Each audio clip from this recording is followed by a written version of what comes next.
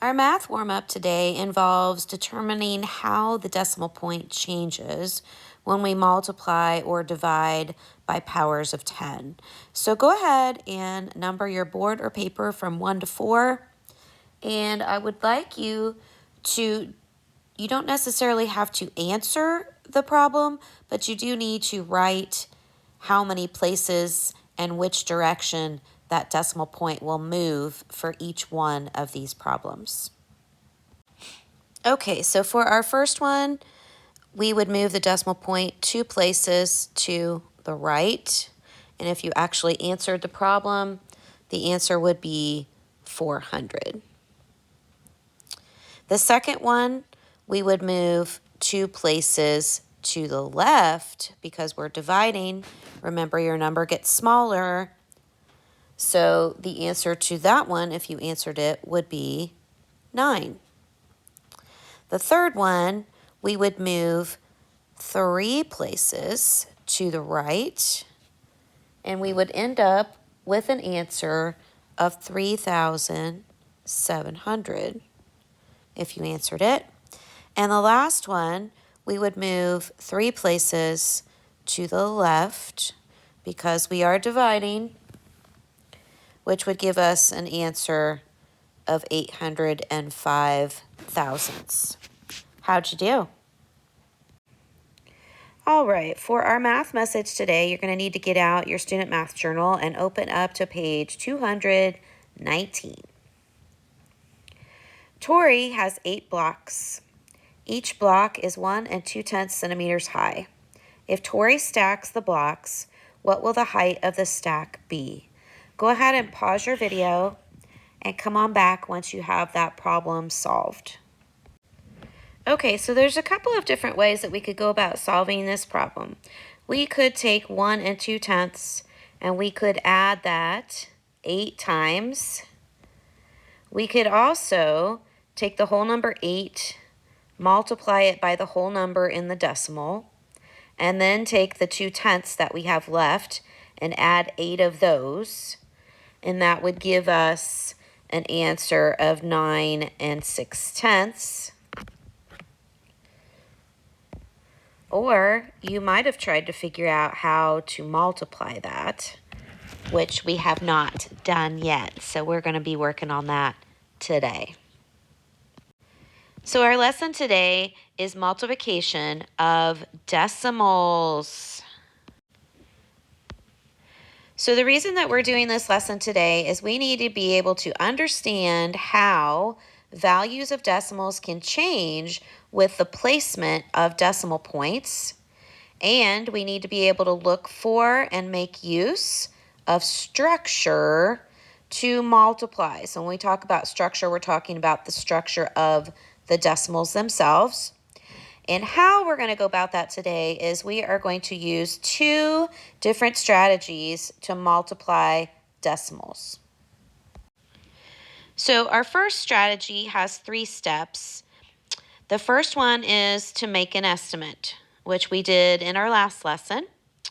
Then we're going to multiply as if the factors were whole numbers. And then we're going to use the estimate to place the decimal point in our answer. So let's see how that's going to work for us today. So we have 6 8/10 times 2 1/10. So we would make an estimate, probably round that 6 8/10 to 10.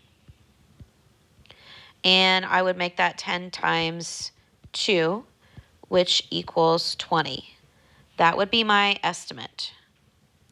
Okay, then we're actually going to multiply the 6 8/10 and the 2 1/10, but we're going to take away those decimal points. So you're going to set that up just like you would if you were doing a regular multiplication problem, and you would multiply that out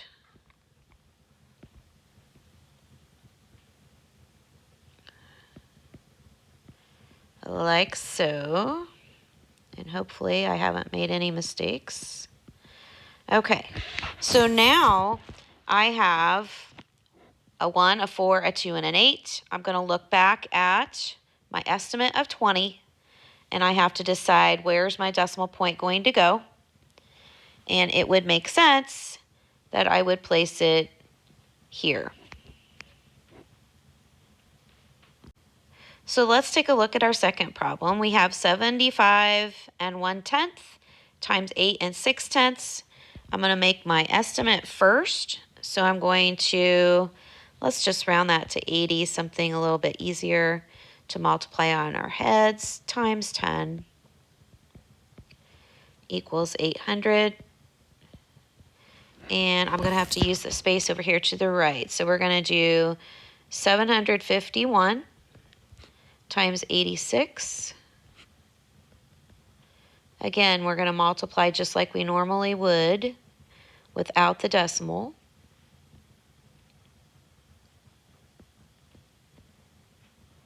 Don't forget your 0 for your, mark your place there.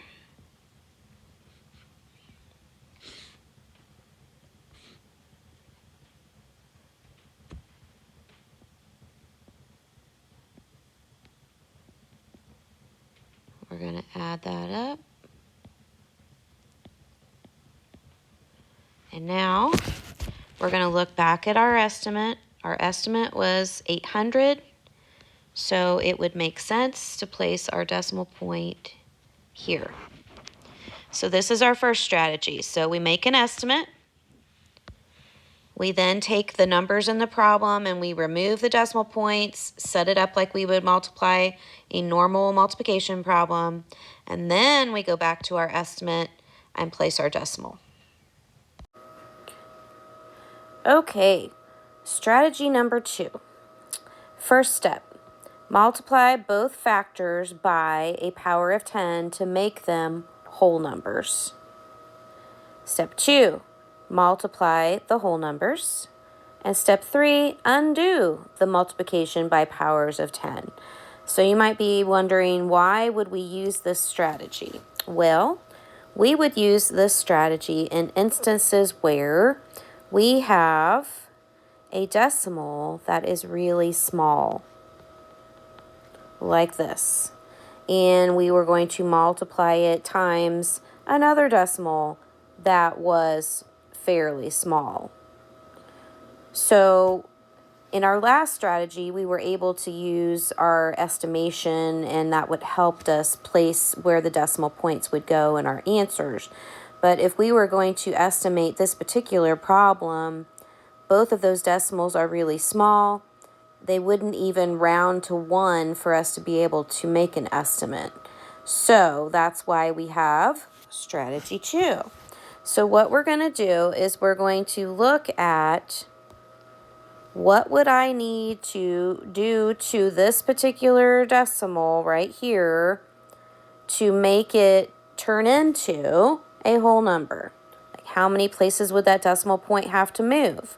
Well, right now it's here, so it would have to move 1, 2, 3, 4 places. So we would have 10 to the 4th power. If we take a look at the second one, the decimal point is here. We would have to move 1, 2, 3 places. So of course that's going to be 10 to the 3rd power. So then what we would do after we turned them into whole numbers would be to actually take the numbers and multiply them out off to the side. 3 times 8 is 24. Regroup. 21, 22, 23. Mark our spot. 64. 6. 62. And then we're going to go ahead and add that. Okay. So now, right now as it stands, my decimal point would be here if I had one. Okay. And we're going to go back to the powers of 10 that we used to change these decimals into whole numbers. So we did 10 to the 3rd power here. So what we're going to do is we're going to move this decimal point back the other direction 3 places. So 1, 2, 3, and I would be here at that moment, but then don't forget we have this one here. So then we would go another 4 places to the left. So if we take our tool here and make a count, we're going to end up adding 1, 2, 3, 4, 5, 6, 7 places. So that means that we would fill this in with zeros, put our decimal point here, and then if you want to, you can put another 0 there. So as you can see, this decimal is extremely small with all of those zeros. So what have we learned with this particular lesson? Let's summarize just a little bit. We learned 2 different strategies to multiply decimals.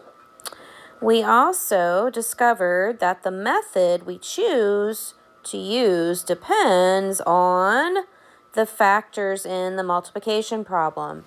So if we have factors that are really small decimals, then we're probably going to want to use that second strategy. And if we are able to round our decimal multiplication problem like a normal decimal, we can then ignore the decimal points and put them in afterwards after doing an estimate. So there you have it. Woohoo! Let's celebrate. See you in class.